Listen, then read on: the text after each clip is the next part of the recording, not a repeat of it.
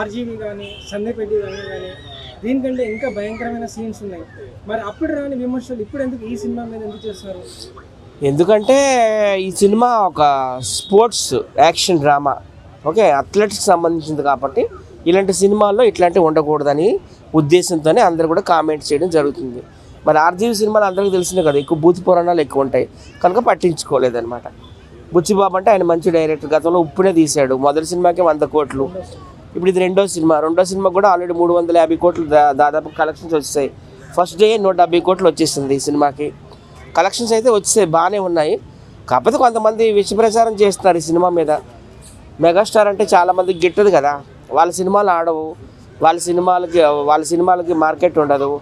అదే రామ్ చరణ్ సినిమాలు అయితే మీకు తెలుసు, ఒక మగధీర కావచ్చు, ఒక రంగస్థలం కావచ్చు, ఒక RRR కావచ్చు, ఒక సినిమాకి మించి ఒక సినిమా హిట్ అవుతున్నాయి, ఇండస్ట్రీ హిట్లు అవుతున్నాయి. ఇంకా ఆస్కార్ అవార్డులు, గోల్డెన్ గ్లోబ్ అవార్డులు కూడా వచ్చాయి RRRకి. ఈ సినిమా